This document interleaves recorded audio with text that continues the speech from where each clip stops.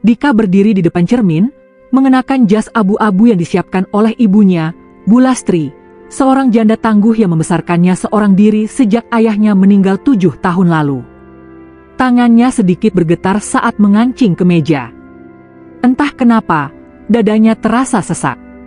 Ia bahagia, tentu saja, tapi ada sesuatu dalam diri Maya yang sulit ia pahami akhir-akhir ini. Wanita itu tampak begitu tenang menjelang pernikahan, terlalu tenang, seolah ini bukan tentang cinta, tapi tentang sesuatu yang lain. "Mas Dika, waktunya berangkat," suara lembut Maya terdengar dari luar kamar. Dika tersenyum kecil, lalu membuka pintu. Maya berdiri di sana dengan kebaya putih gading, wajahnya dipoles riasan lembut. Cantik, anggun, nyaris sempurna. Dika terpana sesaat. "Kamu cantik banget, Mei." Maya hanya tersenyum tipis. "Terima kasih, Mas." Tidak ada sorot berbinar di matanya, tidak ada debar seperti pasangan yang benar-benar jatuh cinta. Tapi Dika tak berani memikirkan terlalu jauh. Upacara berlangsung sederhana di rumah keluarga Bu Lastri. Para tetangga datang memberi doa dan selamat. Bu Lastri tampak bahagia, berkali-kali menatap menantunya itu dengan tatapan penuh kasih. "Alhamdulillah, sekarang ibu punya anak perempuan juga," ucap Bu Lastri sambil menggenggam tangan Maya. Maya tersenyum sopan. "Terima kasih, Bu. Saya juga bersyukur bisa jadi bagian dari keluarga ini." Di balik senyum manis itu, pikirannya melayang pada hal lain. Ia tahu, Bu Lastri memiliki rumah besar, 2 toko sembako, dan sebidang tanah di pinggir kota yang nilainya tinggi. Semua orang tahu itu. Dan semua orang tahu bahwa Bu Lastri hanya punya 1 anak, Dika. Jadi, siapapun yang menikahi Dika otomatis akan menjadi bagian dari harta itu. Malam pertama pernikahan mereka, suasana kamar sunyi. Dika duduk di tepi ranjang, sementara Maya sibuk memeriksa ponselnya. "Maya," panggil Dika perlahan. "Aku tahu mungkin kamu lelah, tapi aku cuma mau bilang makasih. Kamu mau jadi istriku, itu anugerah besar buat aku." Maya menoleh sebentar, tersenyum sekilas. "Mas, jangan berlebihan. Aku juga senang kok." Namun ada suaranya datar, tanpa getar emosi sedikit pun. Dika tidak menyadarinya. Ia hanya merasa bersyukur akhirnya memiliki istri sebaik dan secantik Maya. Ia percaya cinta akan tumbuh setelah pernikahan, walaupun mungkin sekarang masih samar.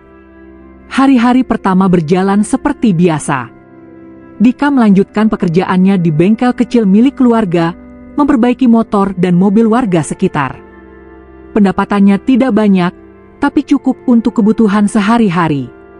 Setiap kali pulang, ia membawa oleh-oleh kecil untuk istrinya, roti, bunga, atau sekadar minuman kesukaan Maya. Tapi entah kenapa, wajah Maya selalu tampak kecewa. "Mas, nggak capek hidup kayak gini terus?" tanya Maya suatu malam. Dika berhenti mengaduk kopi di meja makan. "Maksud kamu? Kita cuma makan tahu tempe tiap hari. Rumah ini kecil, TV aja masih tabung. Mas nggak pengen naik kelas gitu? Lihat deh teman-temanku, suaminya semua kerja di kantor, gajinya belasan juta." Dika menunduk. Ia tahu Maya berasal dari keluarga yang dulu lumayan berada, tapi usahanya bangkrut ketika pandemi. "Maya," katanya lembut, "aku memang gak sekaya mereka. Tapi aku kerja keras buat kamu, buat kita." "Kerja keras gak cukup kalau hasilnya segini-segini aja, Mas," balas Maya tajam. "Aku juga manusia, aku pengen hidup enak." Sejak malam itu, Maya mulai sering keluar rumah dengan alasan arisan atau ketemu teman lama. Dika tak pernah menaruh curiga. Ia pikir istrinya hanya butuh ruang untuk menyesuaikan diri. Tapi di balik alasan itu, Maya mulai bertemu diam-diam dengan Lukman, mantan kekasihnya semasa kuliah, lelaki yang dulu meninggalkannya karena tidak mau terikat tanggung jawab. Kini Lukman muncul lagi dengan wajah meyakinkan, memakai mobil bagus, gaya bicara percaya diri. "Jadi, kamu udah nikah?" tanya Lukman saat mereka bertemu di kafe kecil di kota. Maya mengangguk. "Iya. Sama pria baik, tapi ya, bukan yang aku mau." Lukman tersenyum miring. "Tapi kamu kelihatan gak bahagia." Maya menatapnya tajam. "Kamu tahu aku butuh apa, kan? Aku gak mau hidup miskin." Lukman mendekat, berbisik, "Kalau gitu, kita manfaatin situasi. Kamu kan sekarang istri satu-satunya anak Bulastri. Kalau warisan itu jatuh ke tangan kalian, kita bisa dapat semuanya. Aku bisa bantu, asal kamu mau kerja sama." Maya terdiam. Bibirnya perlahan tersenyum. Rencana itu mulai terbentuk di pikirannya. Sementara itu, di rumah, Bulastri sering memperhatikan menantunya dari jauh. Ia memang terlihat sopan, rajin, tapi ada sesuatu yang membuat nalurinya waspada. Maya selalu bersikap terlalu manis jika ia sedang berada di sekitar, dan terlalu dingin ketika Dika tak ada. Suatu malam, Bulastri memanggil Dika ke ruang tamu. "Dik, ibu boleh tanya?" "Tentu, Bu. Ibu senang kamu sudah menikah. Tapi kamu yakin Maya benar-benar mencintaimu?" Pertanyaan itu membuat Dika sedikit tersentak. "Maksud ibu?" "Ibu perempuan juga, Nak. Ibu tahu bedanya cinta tulus dan pura-pura. Kamu nggak lihat matanya Maya waktu ijab kabul? Kosong." Dika terdiam lama. "Ibu, Maya orang baik. Mungkin dia cuma belum terbiasa." Bulastri tersenyum kecil. "Baiklah. Tapi kalau nanti ibu sudah nggak ada, tolong jaga dirimu. Jangan biarkan siapapun mempermainkanmu karena harta." Ucapan itu terasa ringan saat diucapkan, tapi beberapa tahun kemudian, kata-kata itu akan menjadi kenyataan pahit. Waktu berlalu. 3 tahun pernikahan, tapi cinta itu tak kunjung tumbuh di hati Maya. Ia semakin jarang pulang, semakin sering berdandan rapi tanpa alasan, dan mulai berbicara dingin pada Dika. Sementara Dika tetap setia. Ia bahkan memperbaiki rumah, menabung sedikit demi sedikit, berharap bisa membahagiakan istrinya. Suatu malam, Dika pulang lebih awal dan menemukan Maya sedang menelpon seseorang di ruang tamu. Ia sempat mendengar sepenggal kalimat, "Sabar, Lu. Nanti juga warisan itu cair. Aku lagi cari waktu yang pas." Dika berhenti di depan pintu, jantungnya berdetak kencang. Nama itu, Lukman, membuat hatinya nyeri tanpa alasan jelas. Ia mencoba berpikir positif. Mungkin hanya teman lama. Tapi bisikan halus di benaknya berkata sebaliknya. Beberapa minggu kemudian, Bulastri jatuh sakit cukup parah. Ia sering sesak napas, tubuhnya melemah. Maya tampak rajin merawatnya, terlalu rajin malah. Ia selalu siap dengan air minum, selalu berada di sisi ranjang Bulastri, bahkan menolak jika Dika ingin menjaga ibunya malam hari. Tapi dalam hati, Maya justru menanti kematian itu datang. Ia tahu, setelah Bulastri tiada, semua harta akan diwariskan ke Dika. Dan dari Dika, perlahan ia akan ambil alih. "Cepatlah pergi, Bu," gumamnya suatu malam di dapur, sambil tersenyum getir di tengah gelap. Ia tak sadar, kalimat itu ternyata didengar oleh Bulastri yang kebetulan terbangun dan berdiri di ambang pintu. Wanita tua itu memandangi menantunya dengan mata berkaca, menahan sakit bukan karena penyakit, tapi karena luka di hati. Hari itu, Dika tak tahu bahwa hidupnya akan berubah. Ia hanya tahu satu hal, ibunya semakin lemah, dan istrinya semakin jauh. Sementara Maya mulai menghitung hari, menanti saat di mana kematian membawa kekayaan. Namun, tak ada yang tahu bahwa di balik keserakahan, takdir sedang menunggu untuk membalas. 3 bulan setelah sakit kerasnya, Bulastri akhirnya berpulang. Suasana rumah duka penuh isak tangis. Para tetangga berdatangan memberikan doa dan pelukan. Dika berdiri di depan peti jenazah ibunya dengan wajah hancur. Sementara Maya berdiri di sampingnya, mengenakan kebaya hitam, wajahnya tampak tenang, bahkan terlalu tenang.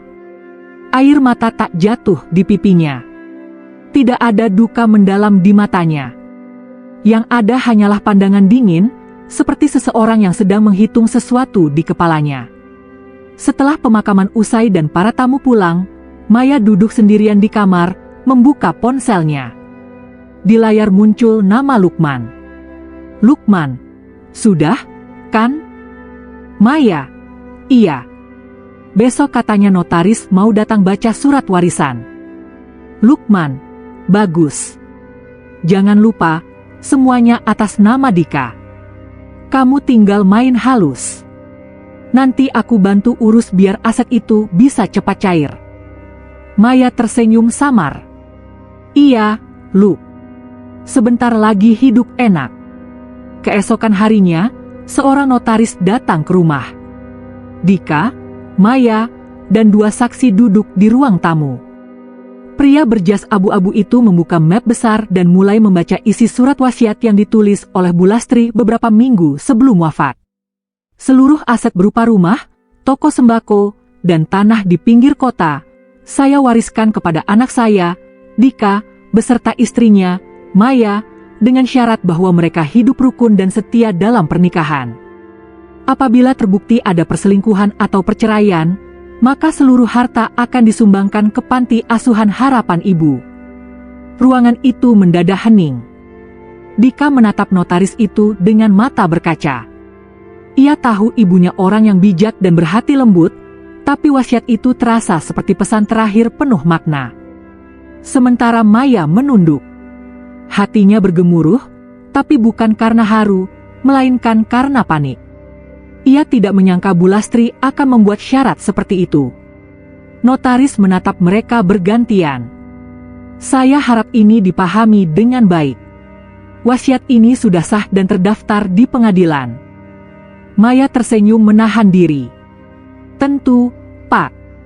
Kami akan jaga amanah ibu, katanya dengan nada lembut, seolah penuh kasih. Tapi begitu notaris pergi, senyumnya memudar perlahan.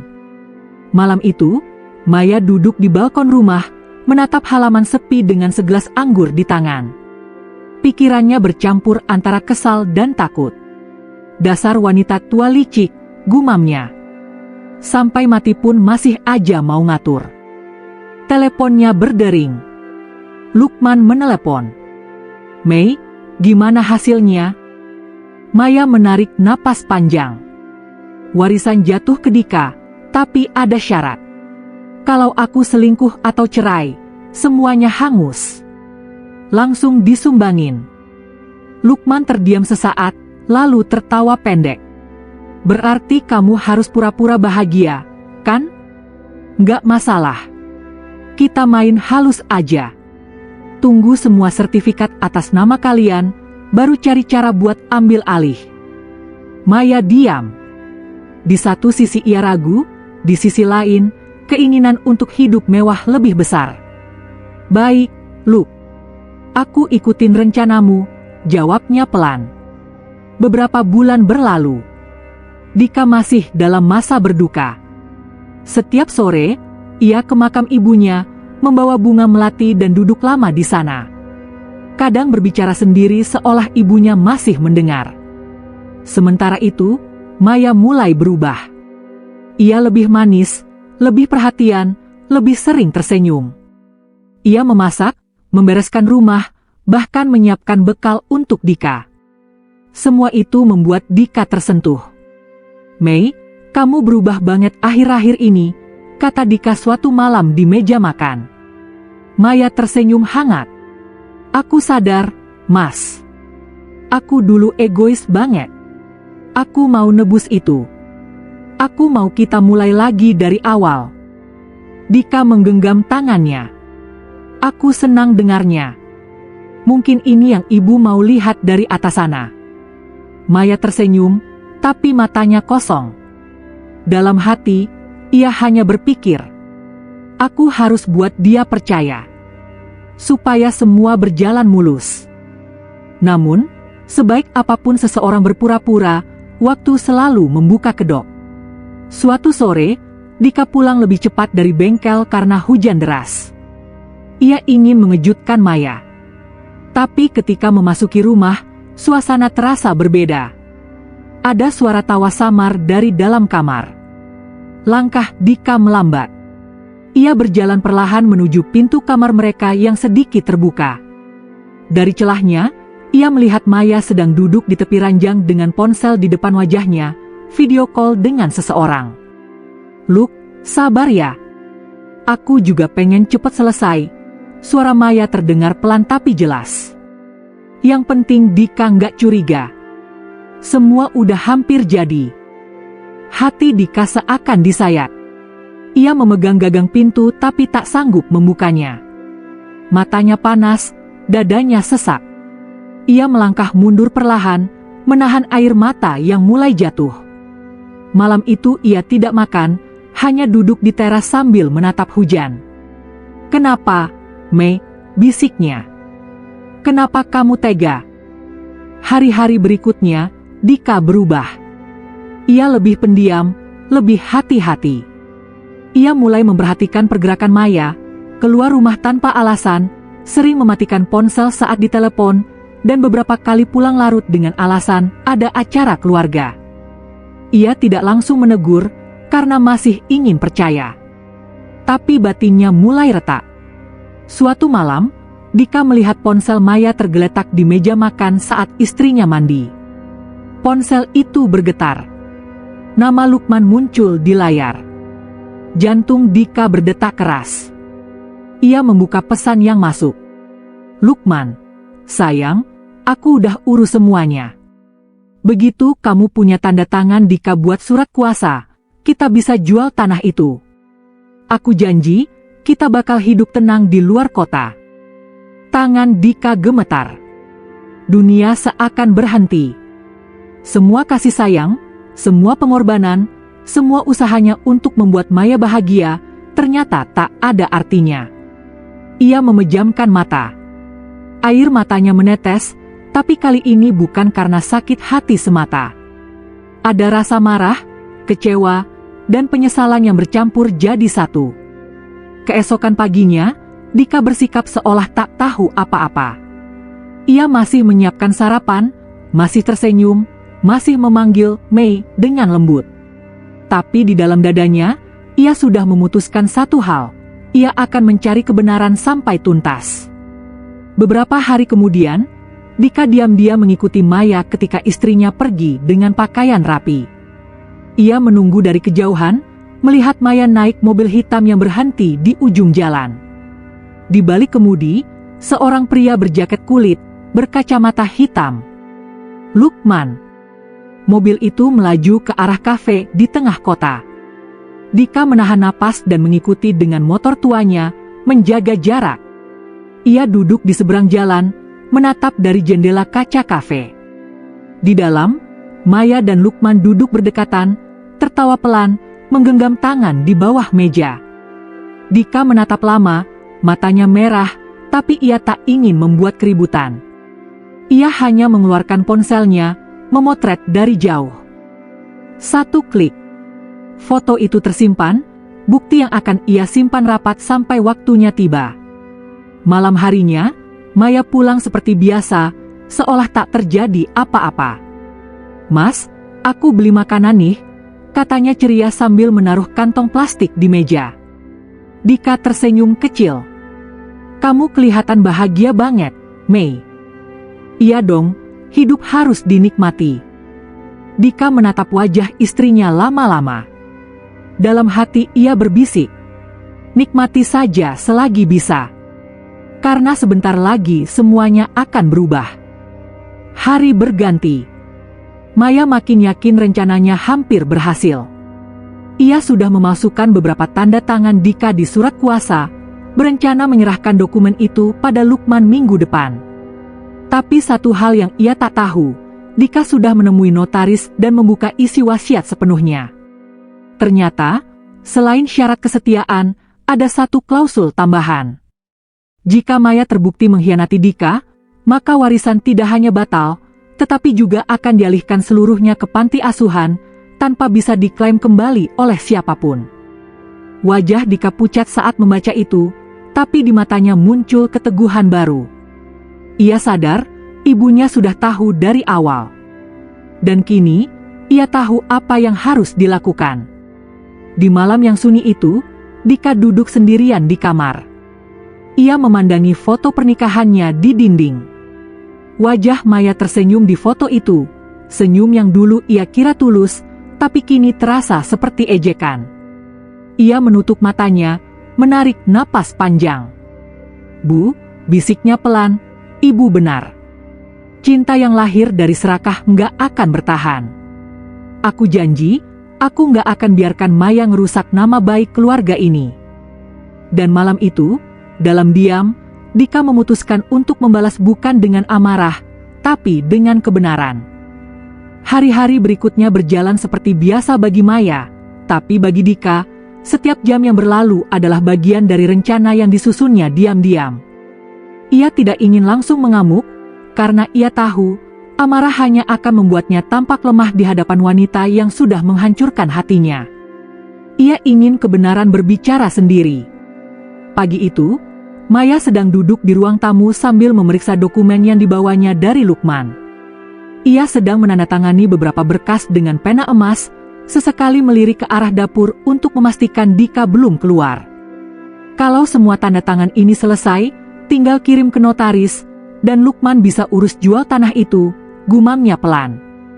Bibirnya tersenyum kecil. Tapi tiba-tiba suara Dika terdengar dari belakang. "Kamu nulis apa, Mei?" Maya terkejut setengah mati. Kertas di tangannya hampir jatuh.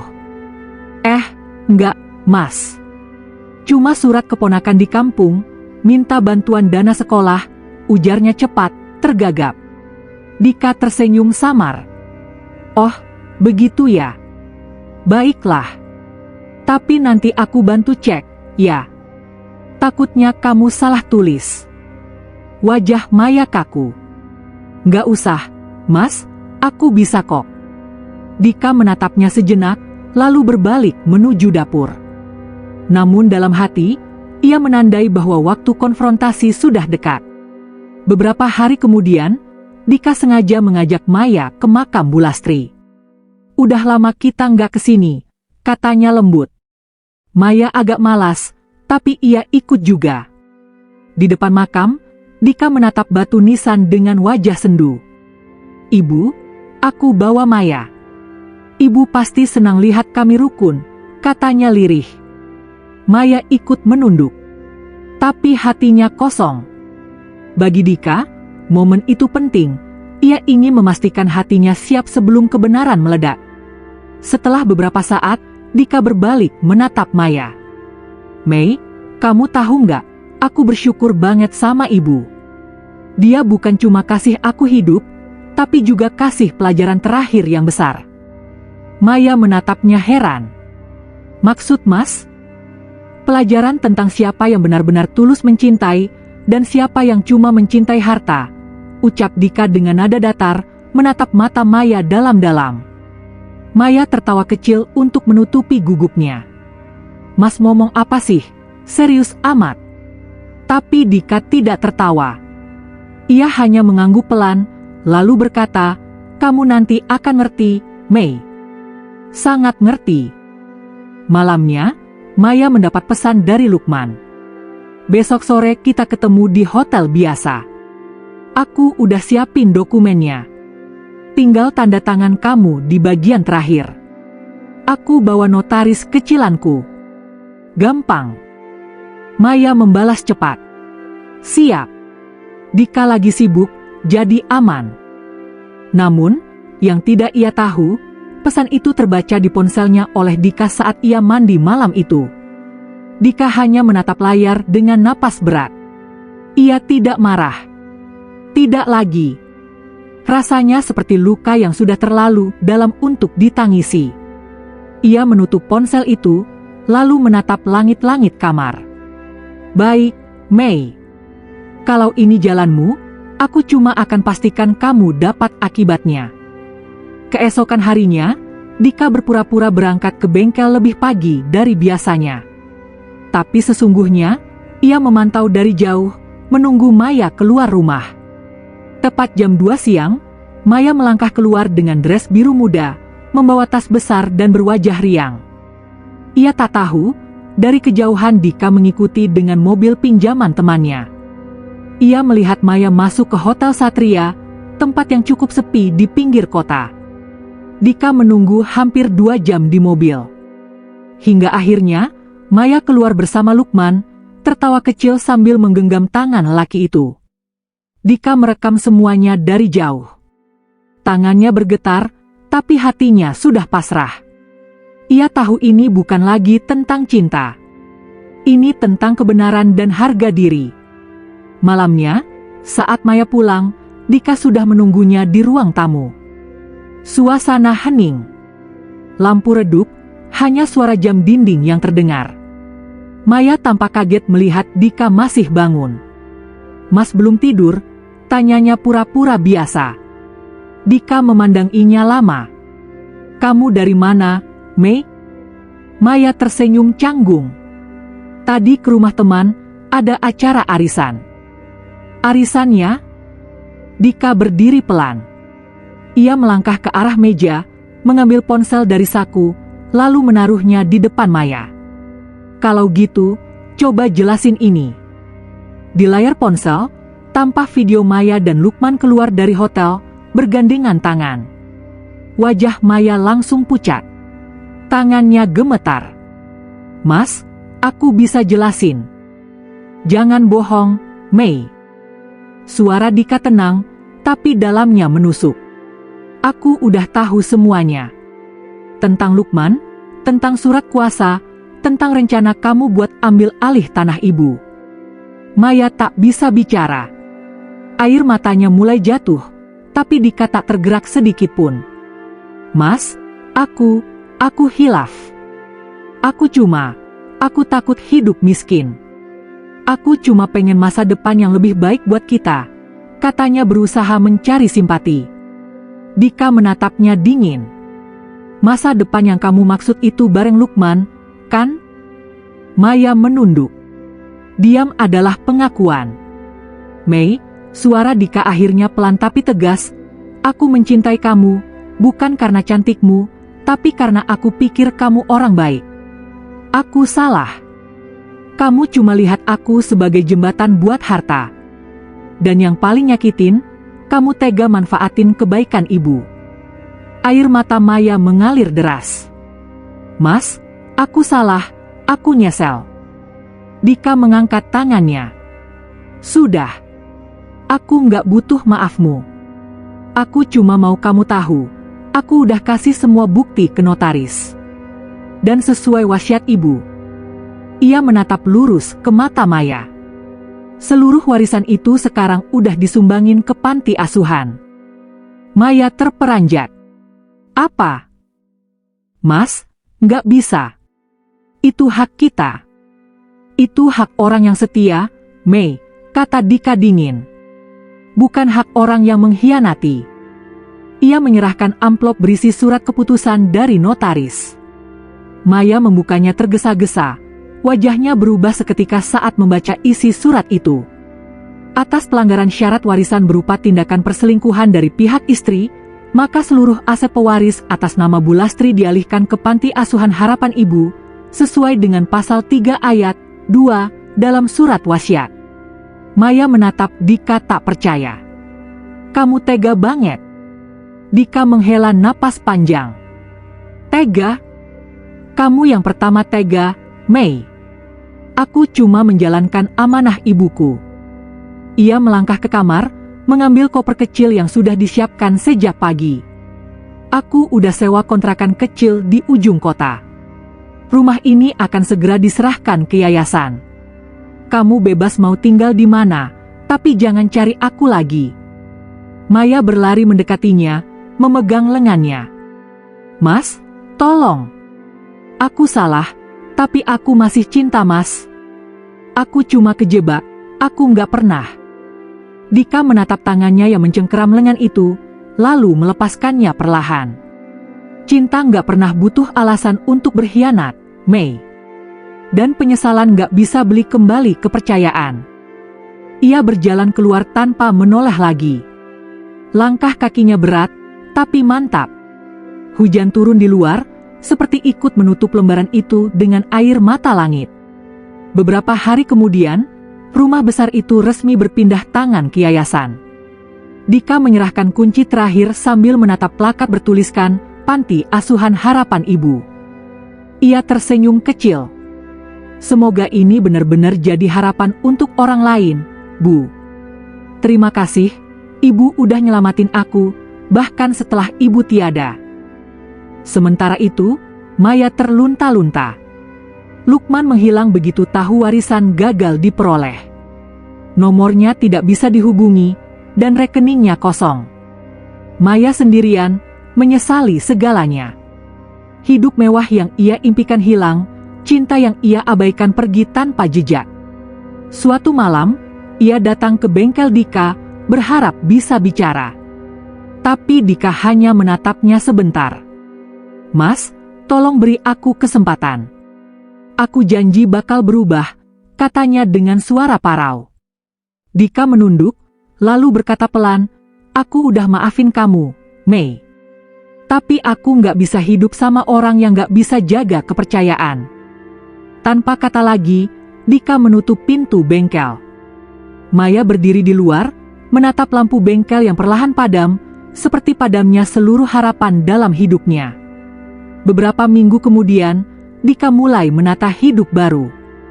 Ia pindah ke rumah kontrakan kecil, membuka bengkel sederhana dengan papan nama Bengkel Lastri Motor.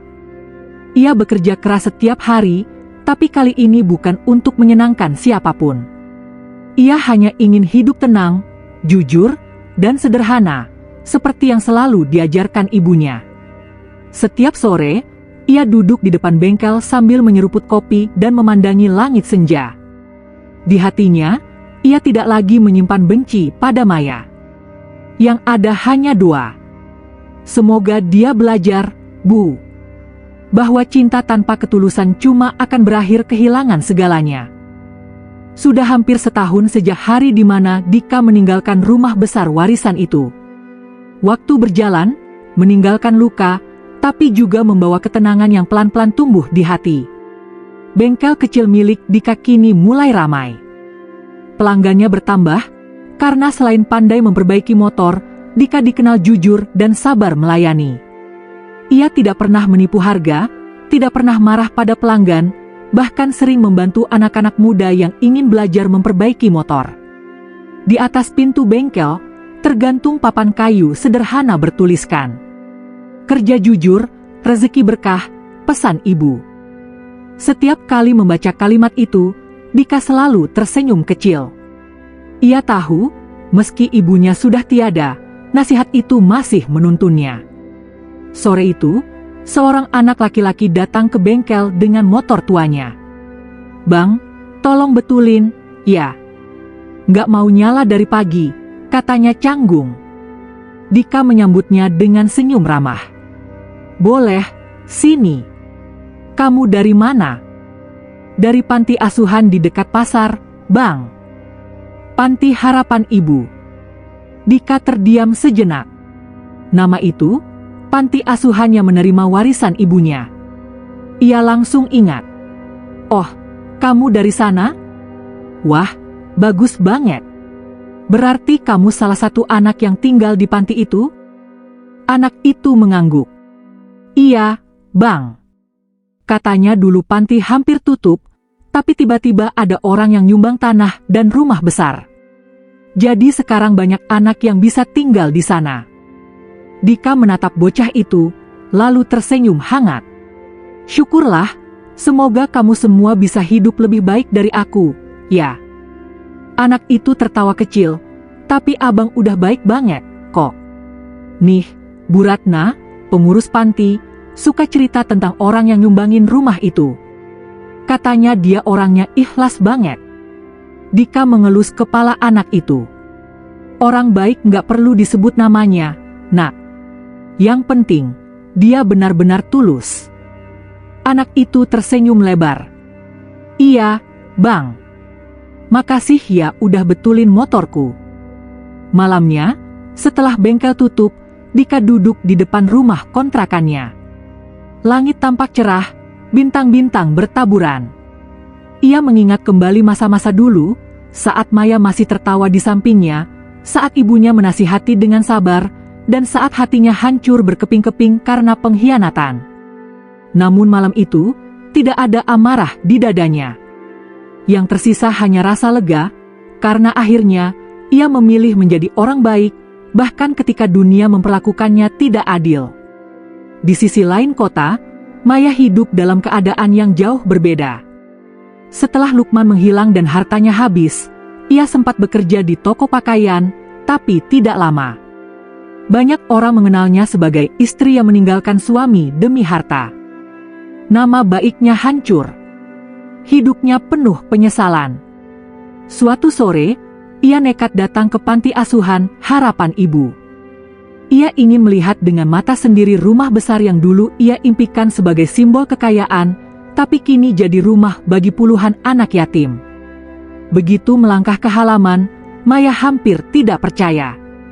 Anak-anak berlarian dengan tawa ceria, para pengurus tersenyum ramah, dan di depan aula terpampang foto Bu Lastri dengan tulisan, "Terima kasih untuk cinta yang abadi, dari keluarga Lastri dan Dika."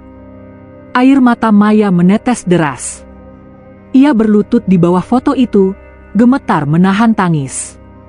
"Bu, saya salah, saya hina anak ibu, saya hianati dia, tapi kenapa kebaikan kalian malah bikin saya semakin malu begini?" Salah satu pengurus menghampirinya, seorang wanita tua bernama Bu Ratna. "Ibu nggak apa-apa nangis di sini. Tapi kalau boleh tahu, ibu siapa?" Maya menatapnya, wajahnya penuh rasa bersalah. "Saya, istri Dika. Atau, mungkin lebih tepatnya, mantan istri Dika." Bu Ratna tampak kaget, lalu tersenyum lembut. "Oh, jadi ibu Maya. Kami sering dengar tentang ibu dari Dika." Maya terkejut. "Dia? Masih ingat saya? Dika sering datang bantu anak-anak, Bu. Tapi dia nggak pernah bilang hal buruk tentang ibu. Dia cuma bilang, dia dulu orang yang aku sayang, semoga Allah jagain dia walau bukan untukku lagi." Air mata Maya tak bisa dibendung lagi. Tubuhnya gemetar hebat. "Dia masih sebaik itu, Bu, padahal aku yang menghancurkan dia." Bu Ratna mengangguk. "Itu Dika. Anak yang hatinya seperti ibunya, tulus tanpa pamrih." Maya pulang malam itu dengan hati remuk tapi juga tercerahkan. Ia sadar, hukuman terberat bukan kehilangan harta, tapi kehilangan rasa dihargai oleh orang yang benar-benar tulus. Sejak hari itu, Maya memutuskan berhenti mengejar uang dan mulai bekerja di panti yang sama, membantu anak-anak yatim. Ia tidak lagi memikirkan bagaimana orang menilainya, yang penting, ia bisa menebus kesalahannya dengan berbuat kebaikan. Suatu sore, beberapa bulan kemudian, Dika datang ke panti itu mengantar sumbangan. Begitu turun dari motornya, ia melihat Maya sedang menyapu halaman. Mereka saling memandang, lama, tanpa kata. Angin sore berhembus lembut di antara mereka. "Assalamualaikum," sapa Dika akhirnya, tenang. "Waalaikumsalam," jawab Maya pelan. Ia menunduk, lalu berkata dengan suara bergetar, "Mas, aku minta maaf. Aku nggak berharap apa-apa lagi. Aku cuma pengen bilang, makasih, udah nggak bales jahat sama aku." Dika tersenyum kecil. "Aku udah maafin kamu dari lama, Mei. Aku cuma nggak bisa lupa. Itu beda." Maya mengangguk pelan, air matanya jatuh tanpa bisa ditahan. Dika menatap anak-anak yang bermain di halaman. "Mereka bahagia, ya?" "Iya," jawab Maya, "dan aku belajar bahagia dari mereka, Mas. Aku baru ngerti, cinta itu bukan soal apa yang bisa kita dapat, tapi apa yang bisa kita kasih." Dika terdiam sejenak, lalu berkata, Ibu pasti senang dengar itu. Ia menyerahkan beberapa kardus berisi pakaian dan makanan. Ini dari bengkel. Anak-anak mungkin butuh.